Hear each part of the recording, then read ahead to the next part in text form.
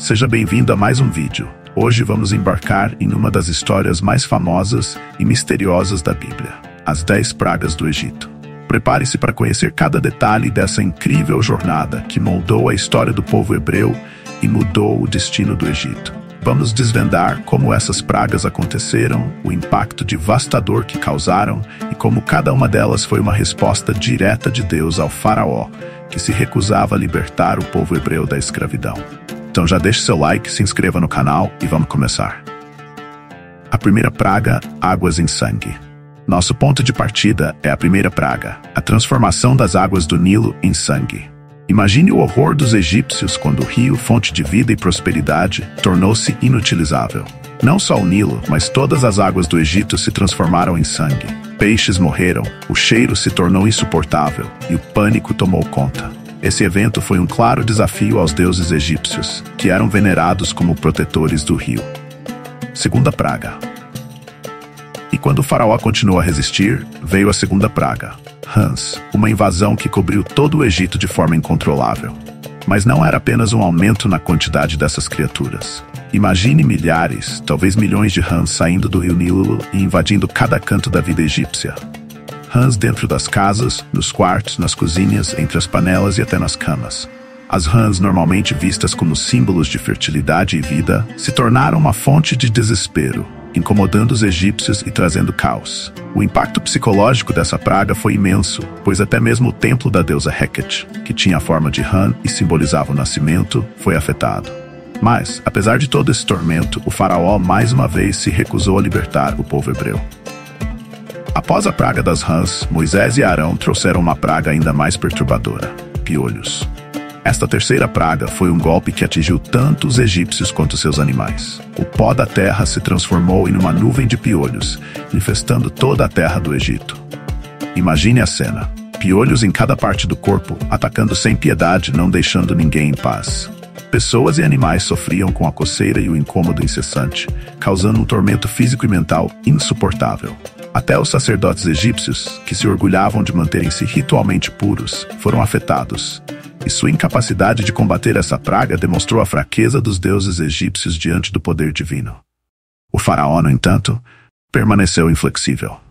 A quarta praga, moscas. Sem que o faraó cedesse, a quarta praga chegou com uma força ainda maior: enxames de moscas.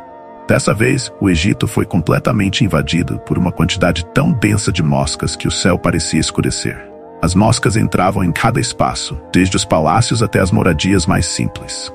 O zumbido constante e o incômodo eram insuportáveis. Elas não apenas incomodavam, mas causavam doenças, espalhavam sujeira e destruíam o pouco de paz que restava.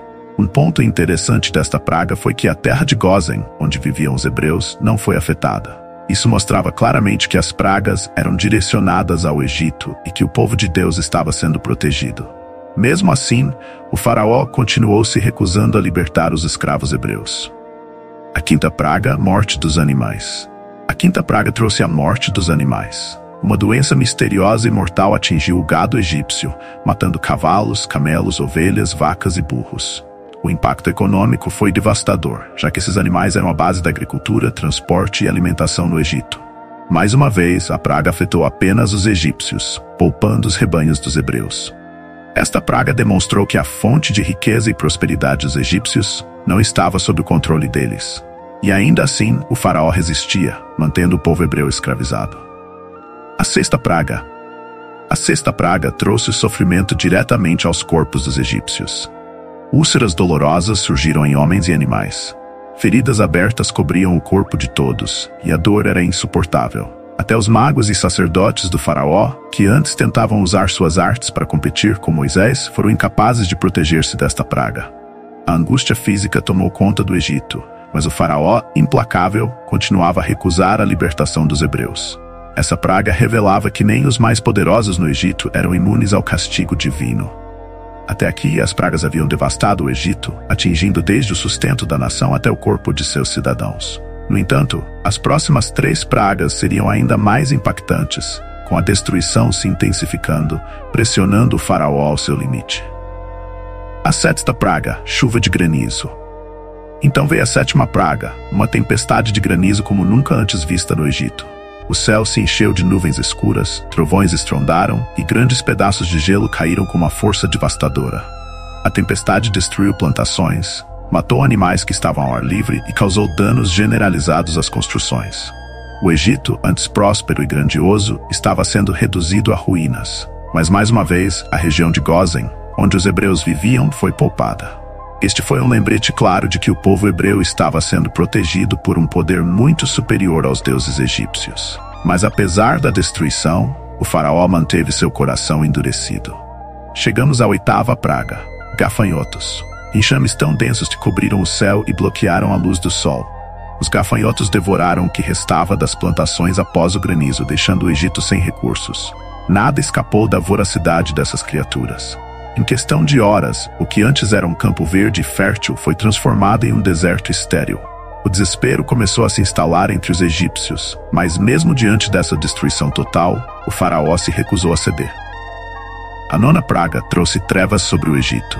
Durante 3 dias, uma escuridão profunda cobriu a terra, tão densa que ninguém conseguia enxergar nada ou sair de suas casas. Era um golpe direto contra Ra, o deus Sol, uma das divindades mais reverenciadas no Egito.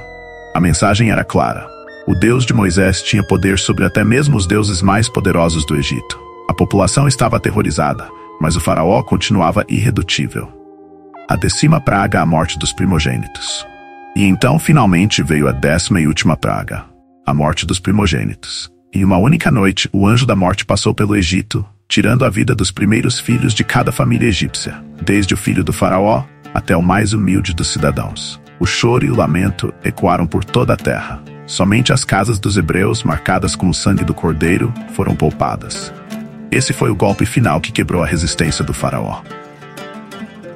Devastado pela perda de seu filho, ele finalmente permitiu que o povo hebreu fosse embora. E assim, depois de 10 pragas terríveis, o Egito foi forçado a libertar o povo hebreu. Essa história é uma lembrança poderosa do que acontece quando um coração endurecido desafia a vontade de Deus. Se você gostou desse vídeo e quer ver mais conteúdos como esse, já sabe, deixe o seu like e se inscreva no canal.